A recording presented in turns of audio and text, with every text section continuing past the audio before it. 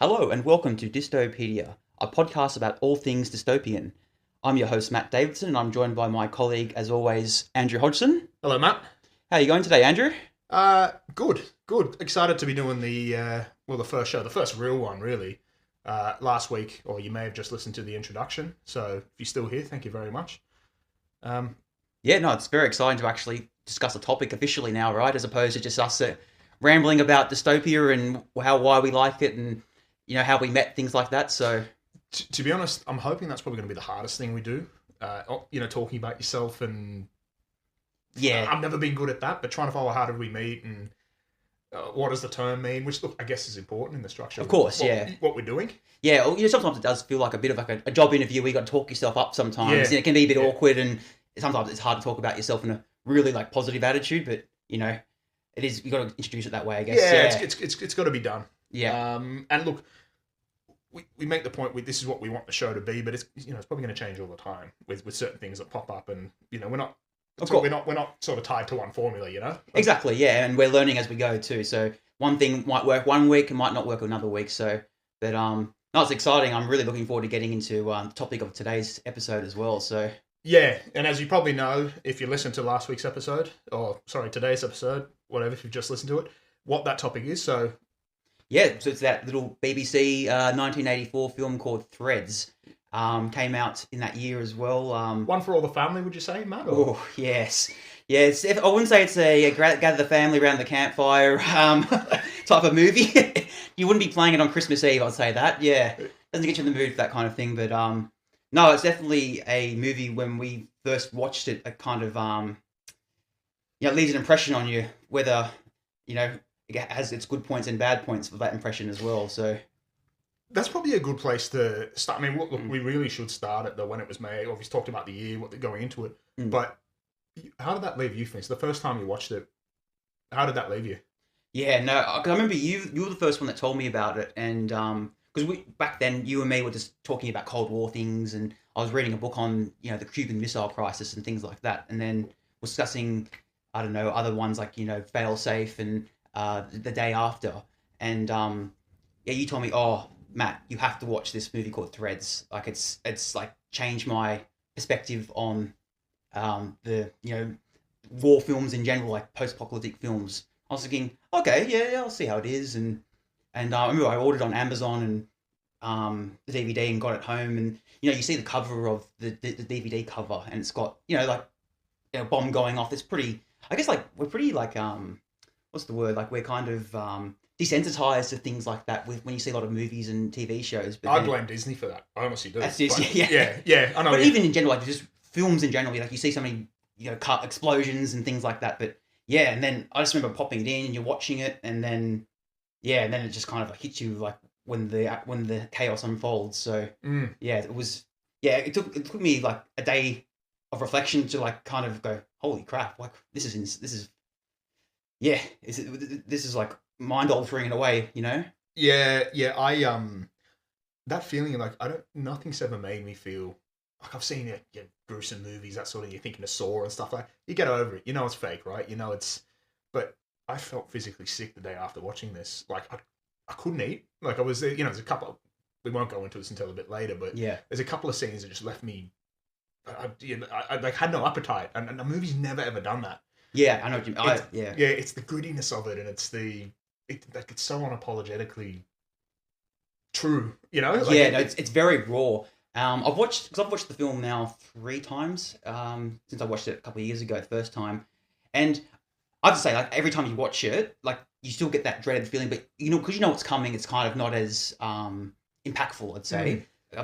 But obviously, spoilers ahead if anyone has not watched it. Make sure you watch it first before, because we're going to go explore every aspect of the film. So just a spoiler warning ahead. But yeah, no, it was when you like, because we've seen a lot of other films where they build the tension, then the bomb goes off, and then it's life after. But this one was just so raw, very like there's no real soundtrack to it. It's just like sound effects. All it is like you're hearing cars go and wind effects and the fire going and things like that. It's very subtle. You'd be forgiven for thinking, it's a documentary. And every time, 4 or 5 times I might have seen it. every time I feel like I'm watching a documentary, you have to keep reminding yourself you're not. With the teletext on the screen and the narration over the top and that sort of thing. Very true. Yeah. Yeah, it's I think too, being in the 80s too, it has that kind of the 80s style of filming had that very like not corporate, but had that kind of that I don't know what to say, but that has this like dark undertone to it or something. The way the camera itself is very like feels like it's like a grimy kind of feel to it. It's like it's you know what I mean? Yeah. I wonder how much of that is like budgeting as well, but that probably helped the movie. Where it was set in Sheffield in the 80s with a lot of the managed decline of the Thatcher moving away from industry, and they were the city that was really copying it as well. So I think all of that adds into it. Like, it just adds to the grimness. Like, I don't, anyone's listening to Sheffield on here, I'm not sitting here saying it's a shithole, but that was one of the cities that was hit hardest because it was the centre of industry, So it's... Yeah, it's right in the peak of that time period. The Thatcher era and Cold War tensions escalating, and obviously the UK being a NATO alliance, and then one of the nuclear countries that had warheads and things like that. So so you can see why they set it in a setting like that. I think too what was smart about doing it in that kind of that location too, because it could be any town, any location. It wasn't the bustling London city. It's not. No, it's not even Manchester or like a Paris or a Barcelona. No, it's Sheffield. It's not that little bit of Britain that everybody associates with. That little bit of Britain, London, what everyone thinks Britain is. This is the industry. This is where it really happens. This is the working class, and this is how they would be affected. Exactly. Yeah. Politics is at the very forefront of them, or the class system is at the very forefront of them. But I feel like it tries to show the everyday of it as well. All right, you show the council underneath, trying to navigate things, or they failed attempt to like navigate through and get food in and all that sort of thing. It shows that, but it's not the main point, right? I think it's how everyday people would react to it. You and me, and definitely. And from what we've read as well, Mick Jackson, he wanted to he didn't put any famous actors in the film. It was all just like people from the local area, so it had that more authentic feel to it. So you feel like feels like you're like a fly on the wall watching events unfold, as opposed to that's I don't know who's an actor at the time, like Robert De Niro's there or something like that. Fucking Brad Pitt in World War Z. Yeah, exactly. Yeah, it's like perfectly done hair and mowing down zombies left, right, and centre. Yeah, exactly. So it had that more because you don't know who the actors are really, and you don't know anything about them. So it just feels like it could be any like a drop in like a fly on the wall with anything in with any country basically, or any city. Sorry. Yeah. Yeah. So. Yeah. Well, there's first impressions. Should we actually get into the? Do you want to get into it when it came out, all that sort of thing? We've actually got the DVD here, the Old School Media. Do you want to? Yes, I'll get a bit of the ASMR going, for our listeners. So, Daddy, open the case there. Oh, sound of that. Okay, so the cover says Threads on it. It's got a picture of a nuclear blast on the front cover, and it's got a town, the city centre destroyed, and then a woman walking across. So just to paint the picture for our listeners, what the cover looks like. It's not a comedy then, no? No, definitely not. No, not for the faint-hearted. Yes. So the synopsis on the back says, in September 1984, it was aired on the BBC and shocked tens of millions of UK viewers. 4 months later, it was broadcast in America and became the most watched basic cable program in history. After more than 3 decades, it remains one of the most acclaimed and shattering made-for-television movies of all time. Reese Dinsdale, Coronation Street, David Brearley, Doctor Who, and Karen Mager, in a stunning debut performance, star in the graphic and haunting docudrama about the effects of nuclear attack on the working class of Sheffield, England, as the fabric of society unravels. Directed by Mick Jackson, he also directed The Bodyguard and Tuesdays with Morrie, from a screenplay by novelist playwright Barry Hines, and nominated for 7 BAFTA awards. In quote, the most terrifying and honest portrayal of nuclear war ever filmed. And that was from The Guardian. Has now been fully restored from a 2K scan for the first time ever. That's obviously the DVD spin on the back of it. So one quote here says, unsettlingly powerful. Threads is certainly among the best and most harrowing dramatization of nuclear holocaust. That's from the New York Times, and the most terrifying film of all time. Horror movies dream of getting to the places Threads reaches. So I think that's a pretty accurate description of the film and the way it hits people when they watch it for the first time. Yeah, that's succinct but in depth at the same time as well. Yeah. Do you want to? Why don't we actually look, as all good scholars do, have a look on Wikipedia for their summary? Oh, absolutely. Yeah. Yeah. So I'll read that if you want. Yeah, go for it. So again, Matt's already said it. Spoiler alert, but we'll go through the plot a little bit here. In here. So in the English city of Sheffield, young adults Ruth Beckett and Jimmy Kemp plan to marry after learning of Ruth's unplanned pregnancy. Meanwhile, an international crisis develops after the Soviet Union invades northern Iran in response to an American-backed coup in the country. The situation rapidly escalates when the USS Los Angeles sinks and American troops are deployed to unoccupied western Iran to defend its oil supplies. Daily life in Sheffield continues while an American ultimatum demanding joint withdrawal from Iran expires. After a limited nuclear exchange in Mossad, Mossad. Mashhad. Sorry about that. The crisis culminates in armed conflict breaking out between the two superpowers. News of the breakout of fighting spurs British citizens into panic buying and looting, resulting in the enabling of emergency government powers across the UK for civil defence purposes. Officials of Sheffield City Council and many others across the nation take shelter in a makeshift basement bunkers to command the area should central government be destroyed, with many being forced to leave their families behind. As Britain prepares for the possibility of nuclear war, over the course of 2 days, society gradually destabilises as panic buying, looting, and violent suppression of anti-war protests takes place across the country. Early in the morning, the Soviets launch a nuclear strike, first disabling communications across Britain and northwestern Europe before attacking NATO military targets, then economic and industrial centres. The attack injures and kills tens of millions and causes fires and devastation. Jimmy attempts to find Ruth and he's never seen again. His brother Michael is killed in the initial firestorm, his mother is horribly burned and later dies, while his father suffers from the subsequent radiation poisoning. Jimmy's sister, Alison, seems to be the only survivor of the family, though she is only ever seen in a makeshift prison and never seen again after that. The damage quickly results in societal collapse, firefighting and rescue attempts are halted to avoid spreading fallout. Hospitals are overwhelmed and under-equipped, and the Sheffield officials die in their bunker, buried under the rubble of Sheffield Town Hall, over the course of a month. Local authority breaks down, martial law is implemented, and survivors are mostly left to fend for themselves. Food becomes scarce as a result of looting and nuclear winter-induced crop failures, resulting in it becoming the only form of currency, awarded for labour and withheld as punishment. The nuclear winter blocks out sunlight and drops temperatures drastically, resulting in a severely diminished harvest and the death of many survivors. The military punishes looting and crime through capital punishment as summary executions begin to occur. Following the death of her grandmother, Ruth flees her family's basement shelter. She returns to Jimmy's destroyed house, finding only his mother's corpse and Jimmy's bird book, which she later takes with her. By the time she returns home, her parents have been killed by looters. Making her way to the countryside near Buxton, where local authorities unsuccessfully attempt to convince the residents to house refugees, she is reunited with Jimmy's friend, Bob, for a time. Ruth later gives birth to her daughter alone in an abandoned barn while being howled at by a mad chain dog.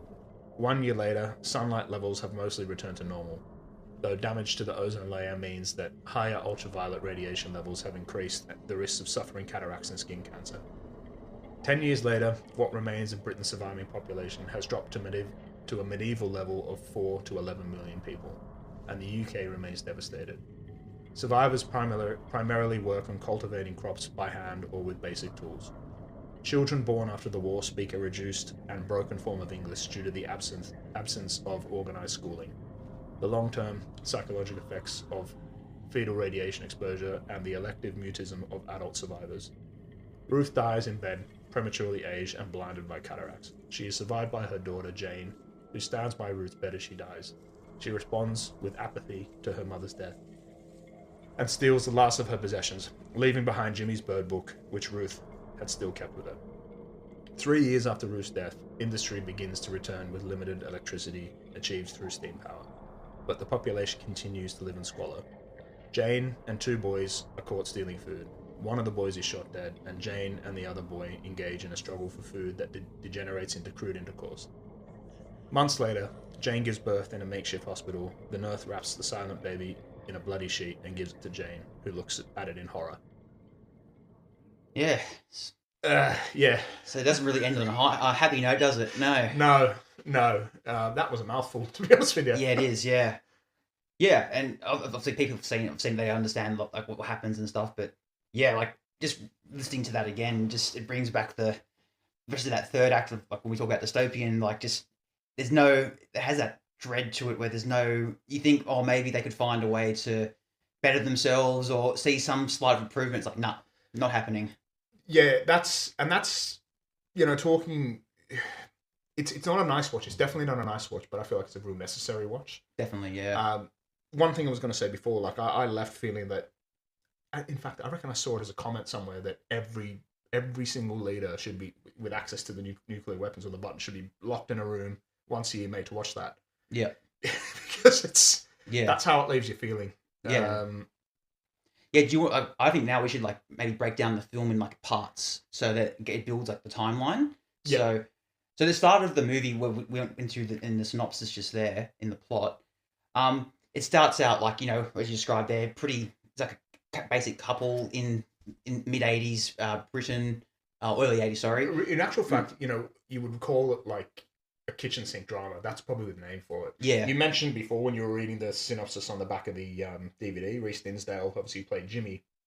Later went on to play in Coronation Street, which was kind of ironic because it almost feels like you're watching Coronation Street at the start. Yeah. So everyday humdrum of life. And what I found interesting too, like I think this part was budget as well, but the only song you hear throughout the whole movie is Johnny Be Good. Yeah. And I always associate that song with Back to the Future. Yeah. And this came out before Back to the Future. So, but that's like a kind of starts off that song and they're playing through the radio, they're twitching the dial, and then you're starting to hear these little murmurs of the Iran crisis is escalating, and like anyone in that kind of that period that was witnessing it would be like, oh yeah, look, this thing's happened all the time. There's always going to be tensions and escalations, and they kind of just blow it off, which they do. And then they change the dial again. It does a really good job. That first act does a fucking excellent job of doing that. Where like you hear it in the back, we watching it, hear it in the background, but they're just getting on with their humdrum lives. Yeah, exactly. Yeah, switch it off. Switch it off. It's not happening. It's not important kind of thing. Yeah, until it is. Yeah, exactly. Yeah, and then it delves later into the two lovers find out that she's pregnant, and then the families are going to meet each other, and they even talk about like, abortion or something like that at one stage. Yeah. And then he's like, no, I'm going to decide to marry her, have the kid. Yeah. And what is an interesting part of the story, you talk about so Mick Jackson, the director, and the writer Barry Hines. A lot of what Barry Hines brings in, there's a lot of I made a point of saying before, he looks away from sort of traditional politics, but the class system in England is a big part of it. And we'll get into a little bit later why, but you can quite clearly see, Jimmy, works a, physical labor sort of a job, works in the factory. Blue collar, yeah. Blue collar. He's quite clearly working class, whereas Ruth comes from a more middle class family. Yeah. So they're probably, you said like classism, I guess they're kind of like, and like shows it as part of, the intro kind of thing and the vision in a way, but yeah. And then you start to see, like, I think it's just before Jimmy, kind of like his last hurrah before he gets married, he goes out with his mate to the pub, and then you see the newsreel come on again, and they're talking about the tensions escalating between Washington and the Soviets again, and then I think the bartender changes the channel, and then everyone's like, "Hey, man, I was watching that." Kind of thing. Starting to get a bit more serious. Getting a bit more serious, but people are like still paying attention to it, but not like it's not panic stations at all yet, right? It's just still kind of Interestingly, so this was filmed 1983. Yeah. I guess what we sort of skipped is the fact that, like, to say that this was the height of the Cold War is probably a fucking understatement, really. Yeah, definitely. Think of the things that went on at the time. Yeah, well, I guess, and I find it interesting. He picked Iran as like the country that's having the conflict, right? Because it was around the time of the Iranian hostage crisis between the Ayatollah and the U.S. Embassy people that got kidnapped and stuff, and then the Jimmy Carter administration, which turned into Reagan, and then his escalation of tensions with the Soviet Union. With whatever he was doing there, with certain blockades and rhetoric as well, more open about talking about disagreeing with their ideology. So he called him the evil empire, didn't he? Yeah, exactly. Yeah, he did. Yeah, and and then as well was the boycott of the Olympics as well in 1980 after the Soviet Union invaded Afghanistan. So yeah, I think he obviously would have picked Iran for that reason too. And then also he didn't want to say Afghanistan as well because that'd been too obvious, right? It would have been too obvious. And then you forget like the on edge. It really this time crescendoed in the Korean Airlines that went down. Cal 007, I think the plane was shot down. About 260 people lost their lives because there was a US reconnaissance plane flying in Soviet airspace that they mistook it for. Yeah. And everyone was on edge, the trigger finger, and then, weeks later it came out, weeks later what had happened obviously is the Petrov incident. His name escapes me. Stanislav Petrov. Oh, yeah. I was going to say, but he's still in Petrov. He used to play for Aston Villa. Sorry. Stanislav Petrov. Yeah. Who obviously worked in the early warning center in Moscow. I believe he saw sun rays. The system mistook five nuclear missiles coming in. Yes, that's correct. Yeah. And protocol for him would have been to a full response, a full Soviet response to pass up the line and go. He chose not to. He chose, why would they only send 5 missiles? In his mind, didn't make any sense. He didn't send it up chain of command. Now, this wasn't known at the time. This came out at the end of the Soviet Union in the 90s. Yeah. But you think about the events in Threads, we were... Yeah. That was as close, probably as close as we ever came. I wonder what the Doomsday Clock was at then. Yeah, exactly. And it's a good like showcase. Just showed you like how tensions were so high, where it was like he was within a hair trigger of pulling it. And probably like protocol wise, he probably should have, right? Well, coming in, he got reprimanded. Yeah, he got reprimanded. So the reason they couldn't congratulate him is because by the Soviet Union congratulating him and giving him a medal and all that, it would have admitted that their systems were shit. So he got reprimanded, and the bloke.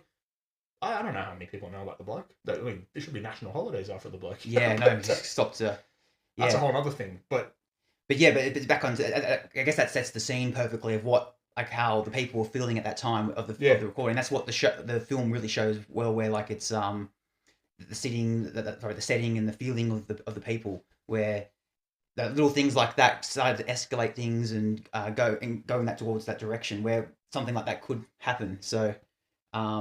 Back to the plot of the film, the intro there, but and after the pub scene as well, like you're starting to see like the flow-on effects in society with inflation and people taking advantage of it and panic buying starting to get in because the escalation's getting even worse than people's. I think there's one scene where like the little boy is in the supermarket and he just says like, "Oh, did you hear that the Soviets have retaliated?" Mum, you've got to come home. You've got to come home. That's when you to come home. Yeah. And everyone just starts panicking and running. So that's when you start to see the fabrics of society to come in on each other in a way. Yeah. Yeah. Talking about the fabric of society again. The name of the film, it's called Threads for a reason, right? Yeah. The threads in society that make us vulnerable. Everything we do. I guess the reason it's in a shopping center. We don't think as people the things that go behind. I don't know. Buying a pint of milk, right? Yeah. The farming, the bringing up of the cow, the milking of the cow, the getting that milk to the shopping centre, the people at the shops taking it off and putting it on the shelf, the cashier, all these things in the background that go into us being able to live our lives. And look at where we are now. Today is things we get off Amazon. Yeah, exactly. Yeah. And maybe we'll drop it in a little bit here, but the start of the movie with the narration, it brings in that. Talking of an urban society, the threads that make it up also make it vulnerable. But we'll play that here. In an urban society, everything connects. Each person's needs are fed by the skills of many others. Our lives are woven together in a fabric. But the connections that make society strong also make it vulnerable. But yeah. There's that there. That'll give you an idea of what some of the why you would feel like this is a documentary. Yeah, exactly. Yeah, and then it goes into also those you always see those like parodied the duck and cover kind of panic emergency stations that are being played on the TV, and then what I love too what the film does is it shows like okay now May 13 for example. The telephone lines have been cut for essential services only, and little things like the roads have been blocked, so only essential services can go in and out of certain locations, and it kind of like I think that's when like the panic and the real like realization it's going to go down anytime, any moment now. Yeah. And people start to the civil defense of their house, right? I think you were telling me about that. It was part of the policy back then that they would, was it paint your house or something with certain things and block? Yeah. So I think what you're referring to, protect and survive. Protect and survive. Sorry, yeah. It was I mean, look, you know the British government, and we're probably getting off topic with the film, but we'll go into it anyway. Yeah. But because it's more about at the time, this is what they're doing, right? They're following instructions. The British government, well, Thatcher's whole thing was, I guess Britain was already going through a cost of living crisis. You know, the North was struggling for moving away from traditional industry. The working class was sort of dying, to be honest with you. And you know, nuclear war was a very real threat. But you look in places like Sweden and America, they were building bunkers for their population. I guess she understood. Now, there's a lot of things. It's a whole other podcast. A lot of things I would disagree with Margaret Thatcher with, but she's kind of damned if she did, she's damned if she didn't with this kind of thing because she kind of like, what chance have you got anyway in an island with that many people, 60 million people in such close proximity? You know, they put out protectants. Right? It was calling for things like whitewashing your windows. Yeah. Assuming so. You know, you talk about Sheffield. That would be a target because it's in the industrial centre of England. Mm. Whitewashing your windows against what, you know, a nuclear bomb blast, that's millions of degrees centigrade. Yes. And I feel like the movie makes a point of windows exploding for that. Of course, yeah. You know what I mean? Like, it's cynically put in there. Yeah. You know, make a room in your house or go to the cellar in your house, assuming you've got a fucking cellar in your house. You know, most of the working class lived on top of one another. You know. Well, it's funny. I recently went to the UK and then just walking around the streets, you're just like, where would you go? What would you do? Yeah. Like, it's everything's so compact on each other. It's very like the inheritance are very small. So it's just as you said, like they got the damn if you do, damn if you don't kind of thing. Like it's not much you can do in that kind of scenario. That kind of explosive power gets dropped on it. You know, were filling people with false hope, but even then, the class system again, you had more of a chance of dying if you were middle class, right? Like it's talking about stockpiling, 2 weeks worth of food, but these booklets were meant to go out approximately 2 days out or as soon as they thought it was imminent. So panic buying was set. What chance have you got? You know, what most people are living day to day anyway. So it's not as if, you know, so it kind of sort of left the working class to their own devices. Well, don't worry about them, but if you in your little country estate there, you'll have a cellar, you'll be all right, you know? Yeah. You've got thicker walls, you've got a room in the house where you can put a bed down and go all get under there. It was just, look. Yeah. There's been a lot of parodies over the years, probably most notably South Park. Yeah, exactly. That's right. Dark and colour. Yeah, exactly. Yeah. That sort of thing. But yeah. No, but like then the film goes showing the population, people protesting, right? So then it goes to the streets and that famous speech that lady gives where it's like, you can never win a nuclear war. Well, it's like there's no end game. There's no all the Soviets will be taken as a corpse. Corpse, exactly, yeah. And then you start to see the police start doing a bit of, shutting things down and people going, what about my free speech and my rights and things like that. It all just starts to get, collapse and they're trying to instruct, more of a, not dictatorial, but kind of like a authoritarian rule then because it's all in that emergency power kind of territory now. Yeah. Hope at this point, and this is the part of the film where I think the US had given a ultimatum, right? That's right, yeah. And it's at the point where no response. Is that right? Am I at the right part? Where? I believe so, yeah. So it's like, that's when they're kind of like, it's at that tension point where it's like an ultimatum's been given and then if it doesn't reach that point, and that's when the show, the bullet points coming from the graphic, when the writing says like, the request denied or something, the Soviets attack here and use nuclear weapons in a small exchange in Iran. Yeah, and that's an interesting point too, because there's that belief that we can just use a tactical nuke. It won't escalate. No chance. Yeah, because mutually assured destruction. Again, that's a completely different podcast. But exactly. We're not here to debate it. But you're almost obliged to respond to escalate. Of course, and it once you break the dam, it's going to get flooded. The water's going to come in. That's it. So yeah, so. Then at that point you start seeing was it the Air Force jet fighters going up and down doing their routine routes and going around the country doing border protection, whatever it is, and then you start to hear the sirens start to kick in then, right, when they think the bomb's about to drop. Yeah, that's it. And at this point, this is where the Sheffield City Council, they all start to, and these people are pre-assigned their roles and they start going into makeshift bunkers. But you look at the makeshift bunkers again, it's very, it's very rudimentary, just Mm. underneath the city hall, and Yeah. they're really ill prepared, but they're trying to run the country they're there ready for them to moving the country's resources. Someone's in charge of food, someone's in charge of roads, someone's in charge of law and order, and they're ready for the blast to go. But this is where you really start to see civilization collapsing. Yeah. Yeah. I think too, like even just before the bombs drop, you'd be still in like a state of denial in a way. You'd be just thinking, this can't be happening. Surely, this surely can't be happening. And then obviously, then when you see that first flash, and then I think it was that Jimmy's friends just like, I can't. They actually did it. I can't believe. Yeah, hand over his mouth, and even in the chef under the council under the bottom when he's saying that they're having a chat of a meeting and attack warning red comes on and they're looking and he sort of thinks it's a drill because you wouldn't believe that anyone would push that button. Exactly. Well, it's like even remember at school you do the fire alarm drills and same with even the workplace in a work building you do the same thing as well. And you just think when an actual fire goes off, you just think it's part of the routine going, right? Yeah, well, I think humans we're just conditioned to think everything's going to be okay or everything will sort itself out. Yeah. Like it's No, definitely, yeah. So so then obviously the bomb does drop. Panic sets in, like the people in the streets. When the siren starts going off, and then I think it knocks out all the electrical power grids. So that causes more confusion. People don't know what's going on, and then that's when the sirens kick in. And people walking down the streets, doing their shopping, or whatever. And then that's when they're running aimlessly, right? They're like, where do I go? Where do I hide? And there's nowhere you can hide. And that's the scary thing, right? Yeah. Early warnings. You get a 4-minute warning. Exactly. Yeah. And you'd be like, you wouldn't know what, you'd be deer in headlights, wouldn't you? Just be.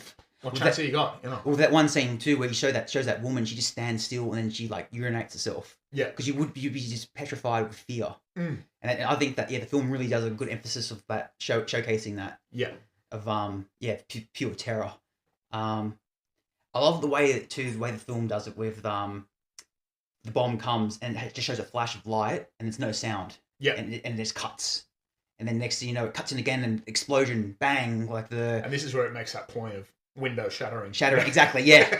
Yeah, exactly. Then you see saying fires break out and then houses falling apart and things like that. Yeah, the firestorm. But then it kind of has like this reprieve period where everyone's like, oh, okay, we're okay here. Then the next bomb drops. Mm. And that's the one that really wipes out the whole city, basically. Yeah. And then you just see, the full devastation unfold. Mm. And it doesn't stop short. You see people, hands pointing out of the rubble. You see cats rolling around, burning, dead dogs, and just there's bodies in the rubble. It's like body parts and faces melted away, and people got was in the bunker with the council officials. You seeing all like the debris fall on them, so they're all wiped out. They're meant to be like the people in control, right? And they've all been destroyed or eliminated, unfortunately. So it's well, not quite eliminated yet. One of them gets hit, but you see them. It takes a hit. That bunker's nowhere sufficient enough. Exactly. Sorry. Yeah. That's true. You talk about you mentioned Jimmy and his mate Bob. We were looking at I can't believe they've done it. Jimmy's first thought is to go after Ruth, right? They're working in their timber yard and. They're arguing with over the pricing of something or the resources. People that want their timber because they need to build their sanctions in their house. And they haven't got enough timber. There's a shortage of supplies, and he makes a beeline for Ruth, and he runs off. You see him running, and bomb hits. He's never seen again. Well, right. He tries to start the car, but then obviously because the EMP, exactly, it's gone. So then he can't do it. So he's just running in a direction. Yeah. And we'll go further to it later. But so that's where it kicks in, and then you kind of never see Jimmy again, right? After that. Yeah, and that adds to the realism of it, right? Because we're all used to someone dies off screen. The old Hollywood rule: if someone dies off screen, they're not dead, right? But no, you don't get to know what happened to him because you wouldn't get that luxury. He's gone now. That's it. Yeah. But that would be symbolic of everyone else, Exactly. Yeah. Yeah. Then the film. So that's like the kind of the middle section of the film with the bomb dropping, and then the immediate after effects. Then it starts to go into more like the immediate response, right? So people you couldn't physically imagine the devastation it would cause. Like it's just like millions of people with burns, all kind of all these like horrific injuries and devastations like that. Just yeah, it kind of like shows that more in a blunt way with the graphic on the writing that does like saying like, oh, 2 million people have been instantly wiped out kind of thing, and and then the survivors come in, and then as I was saying, like you see all the wounds and the effects of radiation start to kick in as well, so it's kind of like it's very graphic in showing that the reality of that. Yeah, and I say that the text on the screen and the narration just adds to the bluntness of it. Yeah, and as we said earlier too, no sound, no score to it. It's all very just all these sound effects of like the world basically, isn't it? So you see the wind blow, or you hear fires burning. You don't hear. There's no like you don't hear the psycho music going dun, dun, dun, that kind of thing. No, it's all it's like very blunt like that. Yeah, and the way that Mick Jackson films it, where we said earlier, like zooms in on body parts and debris and people navigating through the rubble. It's just like it's very gut wrenching. Yeah. You know what's funny with Mick Jackson? So we talk about the director and then Barry Hines, the writer. The reason he brought in Barry Hines is because he was a bit more like socially and politically aware. So we talk about the class system and the move away from industry at the time, all that sort of thing. And it was a big influence on him. But there's a lot of tension on set between the two of them. Like I've come to find out that Mick Jackson come from a more middle class background, with obviously Barry Hines working class, and he thought he was a bit of a pompous prick, and he wasn't in touch. And in actual fact, we've talked about the narration and the text on screen. Barry Hines didn't want that. Interesting. He didn't want it because he felt it took away from the drama. But I'm glad it stayed in. No, it adds more grim realism to it, in my opinion. And it's very like very very factual to the point. There's no there's no emotional scenes or anything like that. It's not. This is reality of it. This is what happened. Yeah. So, and I'd say now we've got to that middle point of the film. Really, now we're at the true dystopia, right? Yeah, this is where it starts to really kick in. Yeah. And this is this is where the the collapse of society and the onset of nuclear winter, and this is that horrible place you don't want to be. It makes a real good point of one of the things I saw when I looked at it, thinking, I want to be. I don't want to be. I don't want to survive the initial, but I want to be there for the initial blast because I don't want to survive. Khrushchev said that, didn't he? Yeah. What did he say? You'll get to a point where the living will envy the dead. And this next section of the film really like illustrates that, doesn't it? Yeah. Oh yeah. Well, I mean, what sort of a world are you surviving into? It's horrible. Yeah, exactly. Well, when we talk about dystopia too, like when like a lot of times when people think dystopia, you think of like 1984 and that kind of thing. Where I think this is like true like horrific dystopia, like where it's every like. I know, like, 1984 is like is a pretty grim reality too, but like, at least there's some form of like I don't know structure or something. I guess it's a bit of a walk in the park. Walk in the park in comparison to like you don't have like millions of people with radiation sickness and like even just basic necessities missing and things like supplies running out. And I think I always remember like I think it's about 2 weeks after the when the bombs are dropped, you go to the hospital and they're out of medical supplies, they're out of supplies, equipment. The nurses are doing like it's basically you pick and choose who to work on because they've got so many people coming in. Like, oh no, this person's dead. They're gonna die anyway. Why waste supplies on this person? Next one. It's very, very grim like that. Again, this is the strong point of the narration. It mentions the fact that all right, there's doctors and the NHS is still operating, but with the EMP blast and what had happened, and you can't use any equipment. So basically, the doctor's a little more equipped than an average person now. The person next to you, because the reliance again on the technology. Yeah. And then also too, you're running out of medical, like morphine and things like that, the painkillers. So people are doing like surgery without any form of like sedation or drug, like to numb the pain for anything like that. So that'd be like brutal like that. And you see the nurses mixing salt in the pot. To numb the wounds, and it's just so like grim and dark. You're seeing limbs being cut.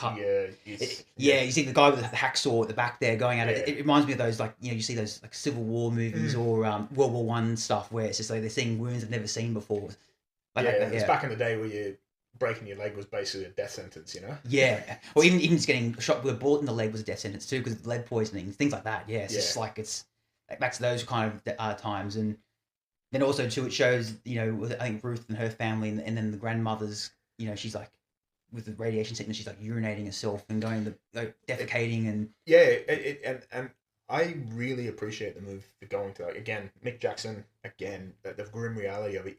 He doesn't stop short. He goes radiation wise, you're shitting yourself to death. Yeah, and that's the reality of it. And he doesn't. Again, it's so unapologetic. That's one of the biggest things I know that sounds weird, but you know what? We mentioned before desensitized to everything, and I do blame Disney for that. Get into it. Everything's fine, everything will be okay. Well, no, it won't. There's always a light at the end of the tunnel. Yeah. This is the reality of it. The lucky ones died in the blast. Yeah. Yeah.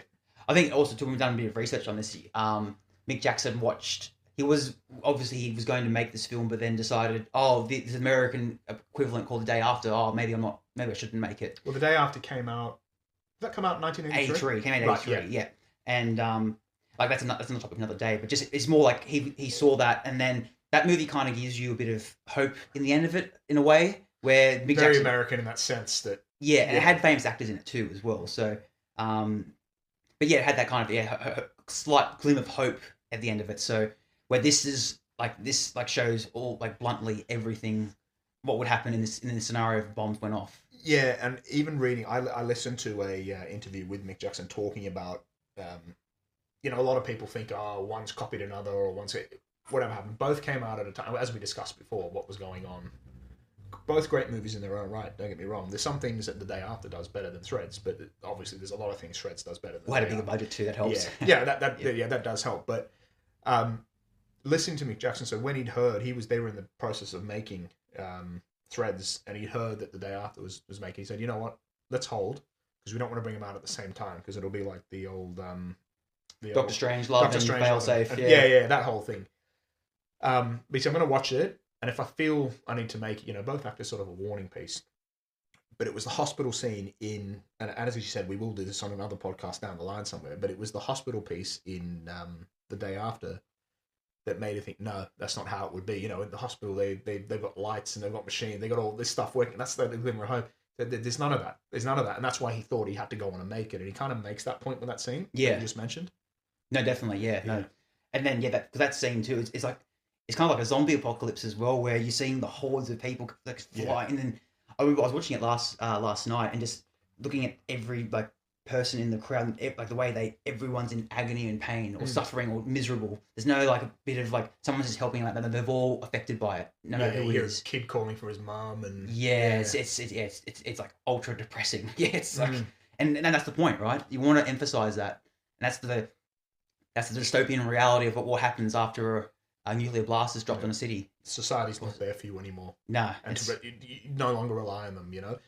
They talk about.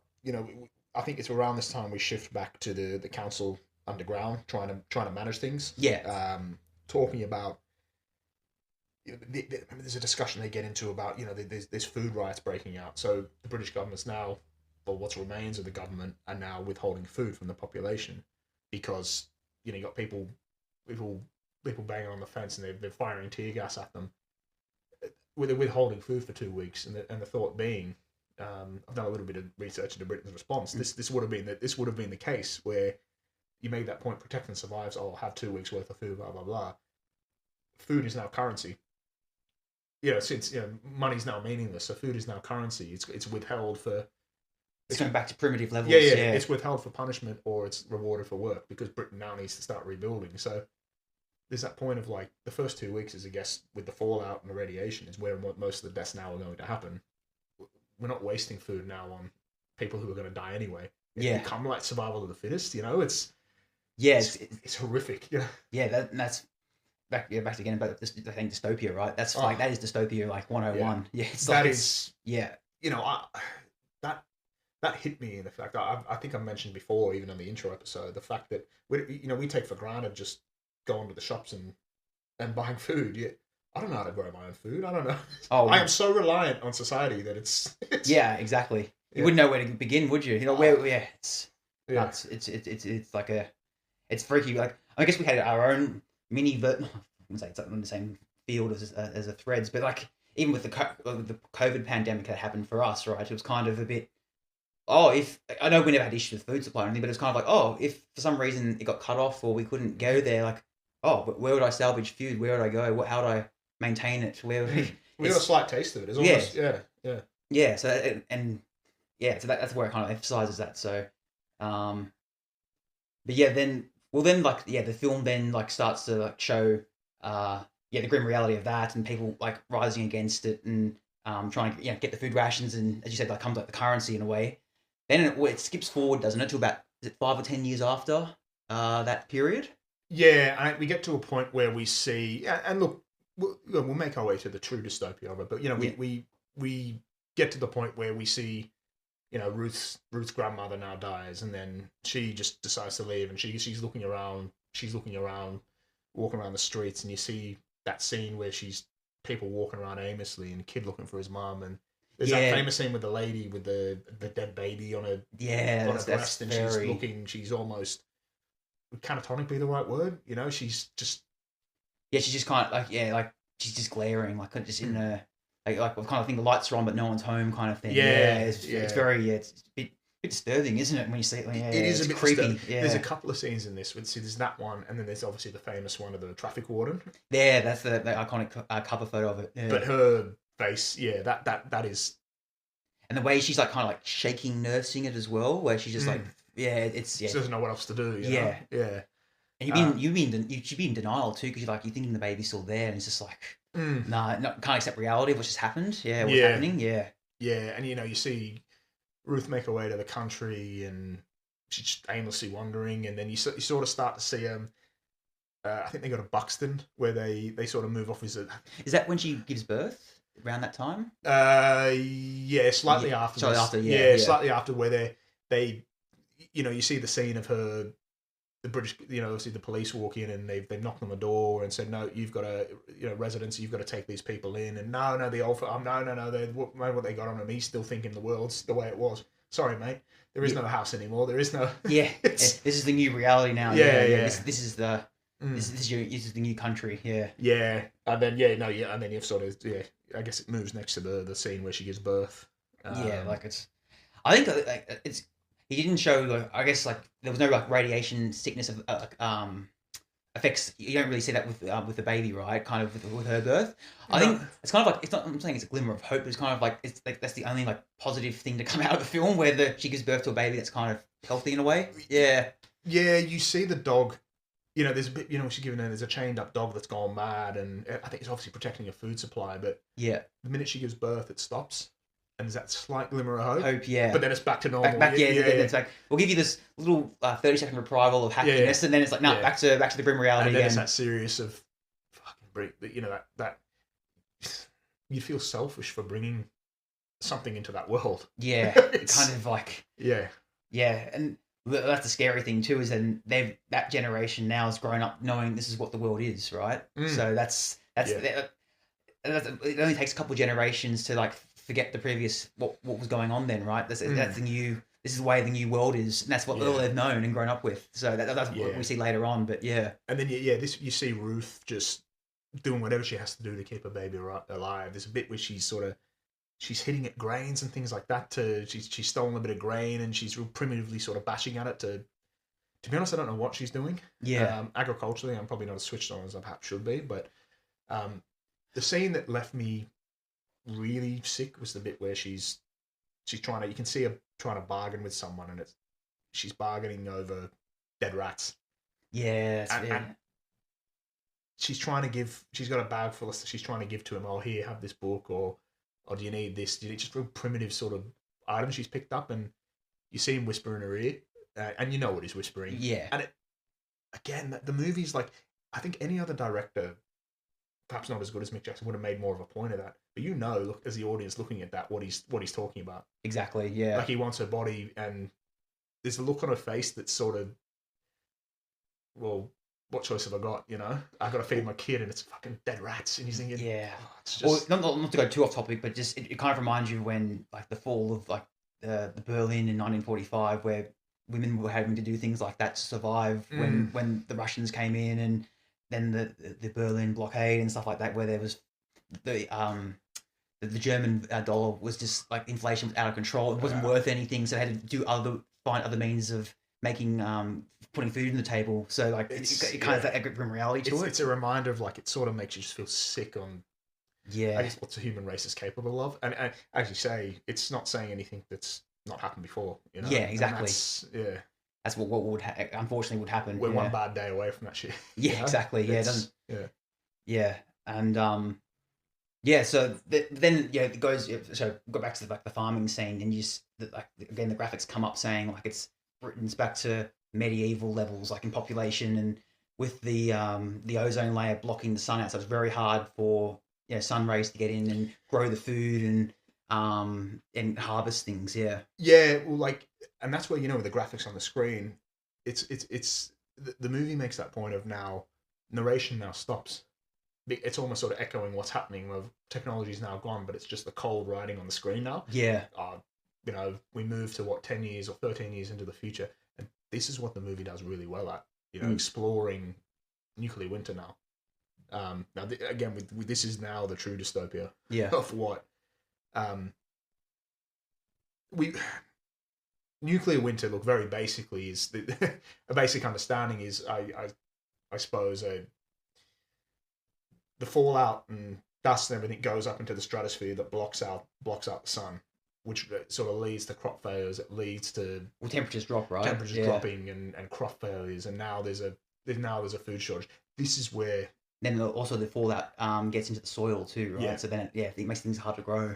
It was widely believed in I think the concept of nuclear winter only really came into, I think they've been working on it since the initial atomic bomb in 1945, but it only really came into like the public consciousness around probably 1980, 1981. Yeah. It was, before this, it was sort of widely believed that, there'd be a nuclear war and this had hit a city and... Everyone knew, like, the big devastation it would have, like, the initial blast, right? Yeah. But no one knew the actual after effects of it. The initial blast, now I know, all right, it might kill 400 million people, which, all right, that's a lot of people, but if you look at the grand scheme of the world, as a percentage, it's... Yeah. Well, the crazy thing is too, as well, is when you see the bombs that dropped in Hiroshima and Nagasaki, and you're seeing the effects even till to this today, right? Yeah. With people getting radiation sickness and like deforms and mutations and stuff like that, and then that was like the bombs of 1945 were like not even a smidgen on what was capable back in like 1983, 84. Well, the bomb that dropped on Hiroshima is now probably a tactical nuke, like a battlefield nuke. Yeah, that's crazy to think about. Yeah. Oh, it's crazy. Yeah. It's insane. Mm-hmm. Yeah.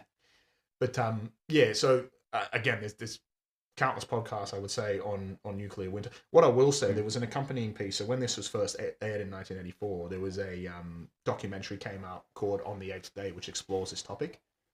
But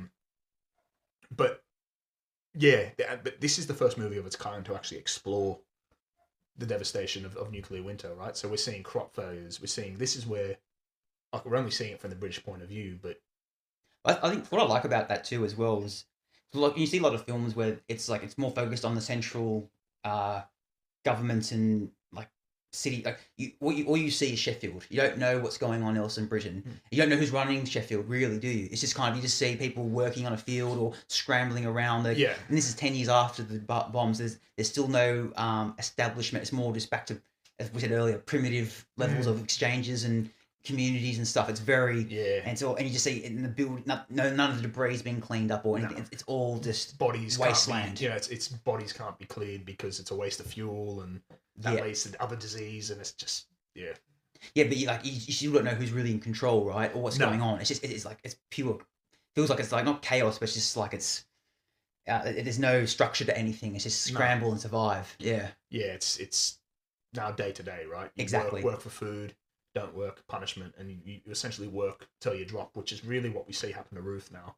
Yeah, we see. Ruth gets the effects of 10 years after since the bomb blast, and she's in her late 20s when the movie starts. You'd say there or thereabouts. I'd say yeah. But at the time, like say 10 years later, so she's in her mid to late 30s.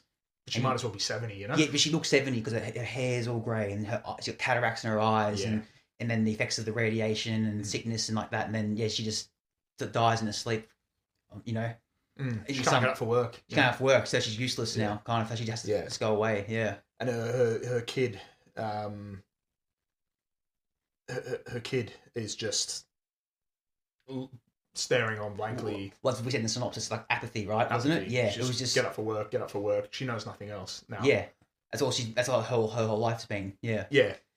And then I think she just grabs whatever out of her mum's Grabs the bag and goes off. And it's like nothing's happened. Yeah, move on. Essentially, yeah. Yeah. No, that's like another part of the dystopia of it, right? Where even intimate families like that it doesn't mean anything. Yeah. Yeah, and that's where that final 15, 20 minutes takes on now. It's now her. The name of her, I think it's Jane, right? Jane, yeah. That's it. Sorry. It now shows her now moving on into the future, and there's a scene where you can see she's got like broken English. It goes to that detail, right? Where because of course they wouldn't be learning anything in school. It's not a priority anymore. Yeah. Yeah. Like I thought that too. Like I think there would be some form of broken English, but I don't think it'd be as bad as like the film portrays it. Because I think you're still learning off people that are still. Because it still shows people that would have been alive before the bomb dropped and still communicating that way. Do you think it jumped the gun a little bit? I think a little bit. Maybe not like... I think there's still... What's like any... People bring up their own slang and things like that. So I think there would be. But I don't think it would have gone to the point where you wouldn't recognise what they were saying. Yeah, to be fair, you probably are. It's maybe 2 or 3 generations in. Yeah, I think maybe, 2 or 3 generations line. But not... Like, I don't think they immediate because there's still people that are alive before when the bomb went off. So yeah, that's a good point. Yeah, and they're the adults running... Well, not running things, but they're the ones that are... It seems like they're, safekeeping whatever the food and rations are, kind of thing. Yeah. So, no. Also, another scene too is when Jane is with those 2 boys and they're stealing things, and it's just so. Of course, one of them shot as well. Yeah, I think it's like survival of the fittest, like the kind of thing where they grab it and they're running, and then some guys shooting at them, and one of the boy gets hit, and it's like they don't even care that their friend just died. It was just like, move on, keep going. They're scrambling through things, and then they get to the barn or wherever they were, and that's where they're fighting over the food rations. But she wouldn't share the food with him, and that's when I think they're fighting over. Is it a rabbit or something, or a cat, or cat, or I thought it was some form of bread or something. I don't know. I can't remember. Yeah. But and then another thing with Mick Jackson too, because he kind of shows like they're wrestling, right? And then it's implied what's going to happen to her then. But it's not, it doesn't directly show him doing anything to, like, would be aggressively shown that, but it's kind of very much implied that happens. Yeah. Yeah. Well, of course, I guess we know it happens because, we lead up to the ending of the film. Yeah. Yeah. This is perhaps I'd say the strongest scene, if there was any hope. Yeah, exactly. Yeah, put it on as we said earlier in the synopsis, the way it ends. Yeah. No, it's obviously then, Jane goes to that makeshift hospital and then gives birth to a stillborn baby, and it's wrapped up in a bloody sort of blanket. I assumed it would have been probably like premature as well. Like it's probably the best way to end, like to showcase, like end the film on that way of like showcasing like the reality of what's just happened in the process as a viewer what just happened. Oh yeah. So there's no glimmer of hope. There's no hope for tomorrow. There's no kind of this is the new reality. Yeah, it definitely leaves you shell shocked. I mean, I don't think there's any other word for it. But almost the perfect way to end it as well, because I mean, you mentioned there's no glimmer of hope. Well, there really isn't. The whole thing, the next generation will. Yeah, it's the grim reality of what's unfolded and what's just happened, and there's no light at the end of the tunnel. There's no hope for tomorrow in a way, is there? It's just this is life now. Yeah. So many people use that whole next generation thing, but having a kid in a place like this, no, it's extremely it ends on a very depressing note, and and that's and Mick Jackson filmed it that way and ends it that way for that specific reason, to have that, so you have that feeling as a viewer as you end it. Or end that viewing, sorry, yeah. Very, very powerful ending. It is, yeah. Anything more you feel like you need to go through with that, or should we just leave it? Yeah, I think we went through it pretty well and explored all the grim reality of it all, kind of the film. I'll ask you a question, actually. Would you recommend this to people? Oh, definitely. Yeah. Definitely. But also, like as a warning, it's like, look, it is a drama, it is a documentary, but I prefer to see it as a bit of a warning. It was written like that, and there's a lot of, and I blame Disney for it, as I probably alluded to in a couple of times, Yeah. and also last week, desensitizing or everything's going to be okay. This is not, so it's definitely a hard watch, but it's a necessary watch to me. You can't just bury your head in the sand. So I would implore anyone, and if there's one thing we could achieve from doing this podcast, if one or two people that have never seen it could just go and watch it because of this, I think we've done our job, and I'm happy with that. Yeah. What about you? Yeah, no, I definitely feel the same. The only thing I'm a bit different about is some people, like, I know you said, like, people have their heads buried in the sand, but I think you got to want to see it in a way as well, because it is quite, I know people are more susceptible to being, like, watching things like that, it makes them, like, depressed and sad and affects them that way, but I think if you watch, everyone should at least watch it once in their lifetime, I'd say. Yeah. It's very How could you want to see it though? Like, in what state of mind would you have to be to want to see it? Yeah, that's a good point. Well, but look, we were, so yeah, I guess so. Yeah, I guess it's like you got to not say you have to prepare yourself for it, but it's like, you know, I guess with this generation, right? It's very, like, things are so short format and stimulating. People want, you know, gratification now. Like, it's very kind of slow draw, build up to suspense movie. So I don't know if some young people would have the attention span to watch it. Or maybe the CGI would be a bit shit. Yeah, exactly. Yeah, that kind of thing. Yeah, but what I found interesting too is that back in, I think it was like the late 80s, early 90s, they used to showcase this movie in schools in Australia. Yeah, so I remember, like, I saw like a Reddit thread once where someone was describing, like, oh, I remember being traumatized by this movie in year 8 geography or something, and I remember thinking, oh, why wasn't I ever shown this film? Or why is it why did it stop happening? The more I thought about it, it's probably it was shown during, you know, the height of the Cold War in the 80s then.